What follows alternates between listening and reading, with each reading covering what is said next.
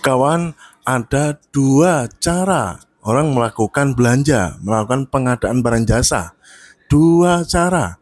Itu pun berlaku bukan hanya di pemerintah saja. Itu sudah menjadi best practice umum bahwa kalau kita melakukan belanja atau pengadaan itu caranya ada dua, yaitu lewat penyedia dan lewat swakelola. Dan ini terungkap dalam tulisan saya ini. Anda bisa lihat lebih detailnya pada ariftukbisa.blogspot.com. Anda tinggal lihat di VT sebelumnya, linknya juga ada di situ, pelajari. Ini mengapa saya bikin ini? Ini kan sebenarnya pengetahuan yang sederhana, namun sederhana bagi orang yang mengerti. Pun orang yang kayaknya mengerti pun belum tentu mengerti benar-benar bahwa cara pengadaan itu ada dua, yaitu lewat penyedia dan lewat swakelola. Mengapa saya mengangkat ini sebagai sebuah tema di VT ini? Karena tidak sedikit orang yang bertanya sama saya dan teman-teman saya juga sama, belum bisa membedakan antara penyedia dan swakelola. Bahkan banyak PPK atau bagian keuangan kita mau mencairkannya pun itu ya, semua itu harus lewat pelaku usaha. Ya, apa yang membedakan pengadaan barang jasa dengan cara lewat penyedia dan lewat swakelola? Pembedanya yang paling menonjol adalah kalau lewat penyedia itu bertransaksi dengan pelaku usaha. Kalau lewat swakelola bertransaksi dengan bukan pelaku usaha. Ya, itu bedanya di situ. Sekali lagi, yang membedakan antara keduanya, kalau lewat penyedia, maka pembeli bertransaksi dengan pelaku usaha. Yang namanya pelaku usaha ya sesuai ketentuan peraturan perundangan di negara tersebut. Misalkan kalau di Indonesia ya izin usaha ya dan lain sebagainya, perpajakan dan lain sebagainya. Karena mitra transaksinya adalah pelaku usaha.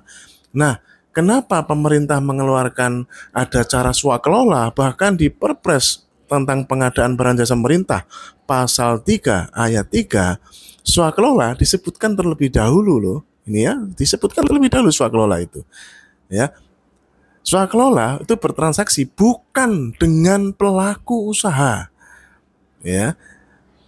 Maksudnya bagaimana? Ya, bukan dengan pelaku usaha, transaksinya, belanjanya itu bukan dengan pelaku usaha, yaitu dilakukan sendiri atau bekerja sama, berkolaborasi dengan instansi lain atau entitas lain, atau berkolaborasi, bekerja sama dengan organisasi masyarakat, atau bekerja sama, berkolaborasi dengan kelompok masyarakat.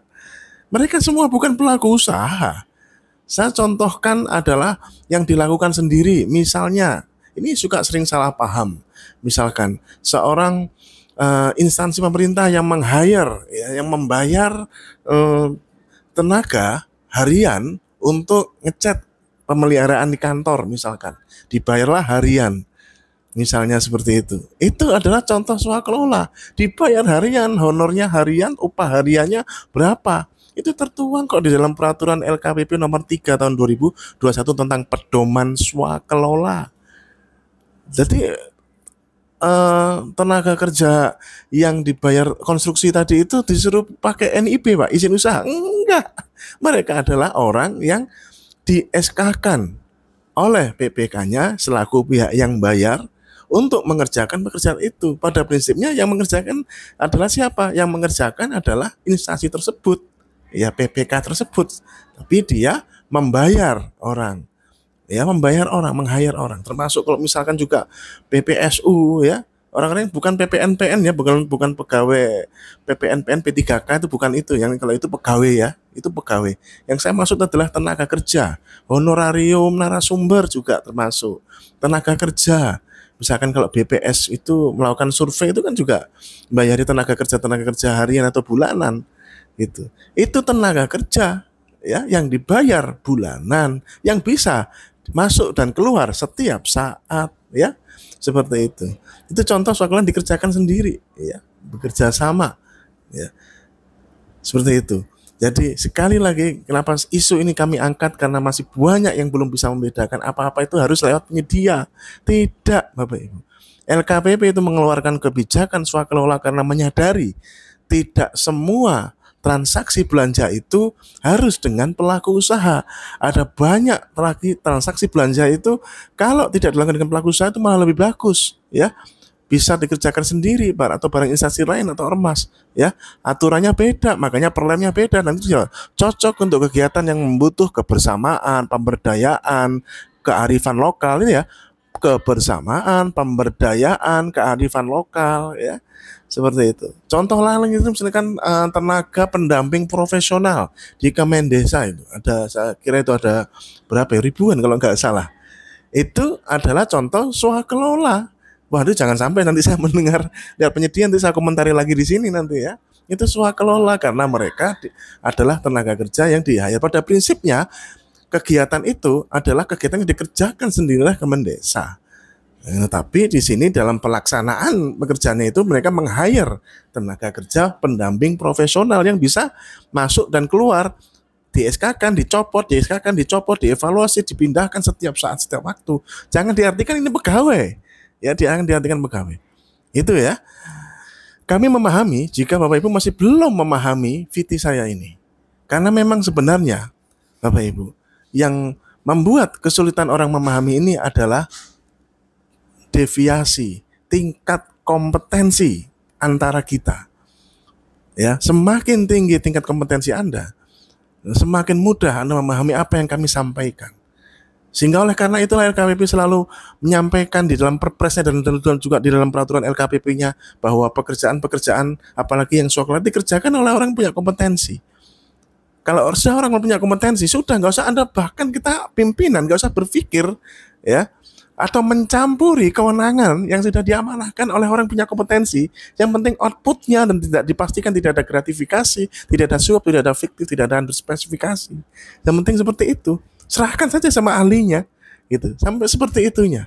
Karena masuk kita berdebat berargumentasi mengenai perbedaan penyediaan swakelola, tetapi kalau lawan bicara kita tingkat kompetensinya berbeda jauh, maka benar-benar seperti effortnya luar biasa kita.